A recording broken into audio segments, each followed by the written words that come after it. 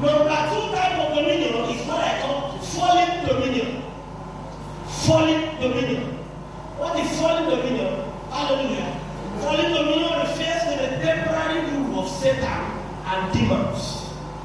Fallen dominion refers to what the devil is doing, because the devil is seated heaven with the authority that God gave him. God didn't collect it.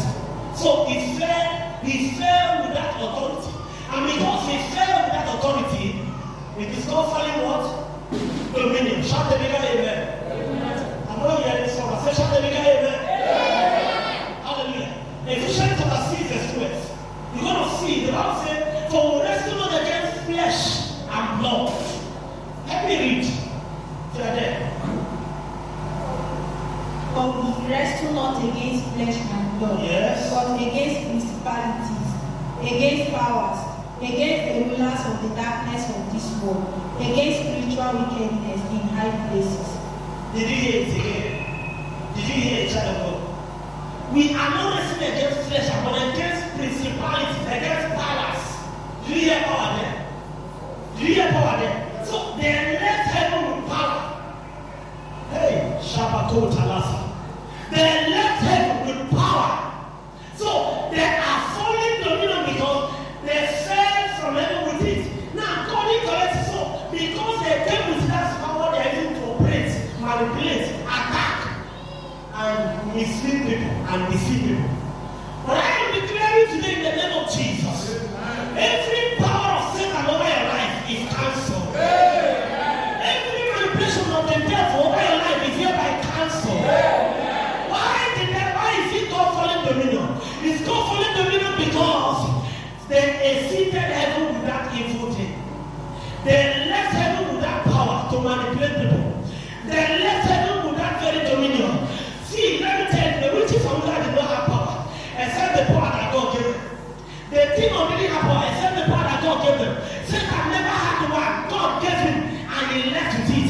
Hear me, child of God, you must understand, if he left with the power that God gave him in heaven, and God is your father, then Satan is under your feet. If he left with the power that God gave him, hear me, child of God, the Bible said that you and your father is one. If God is in charge, you are in charge. I prophesy today, be in charge in the name of Jesus. Be in charge in the name of Jesus.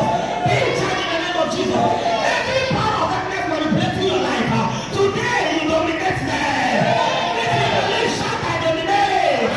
Say, I dominate. In the name of Jesus.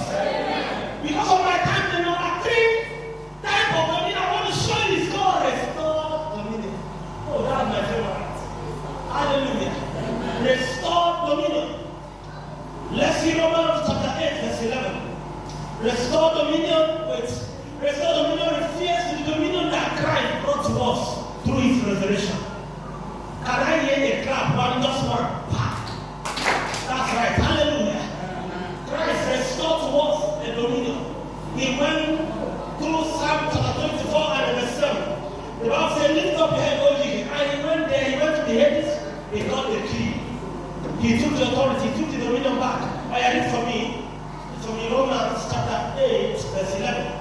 But if the spirit of him that raised up Jesus from the dead dwell in you, he that raised up Christ from the dead shall also quicken your mortal body. Hallelujah. Thank you. Spirit. Hallelujah. By his spirit. If that spirit that raised Christ from the dead was in, that's dominion. The spirit that raised Christ from the dead dominated over death. Dominated the devil. There were soldier men, there were armed men standing close to the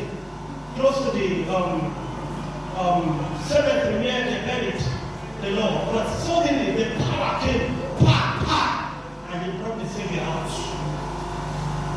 Are you getting what I'm saying? God is going to give you dominion, and you're going to raise everything that is dead around you.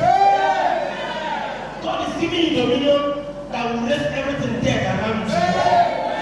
In the mighty name of Jesus. And hear the child of God.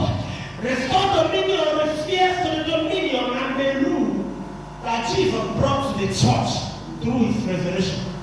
It refers to the dominion that Jesus brought through his resurrection. Hear me, since you gave your life to Christ, I want to let you know there is power in you.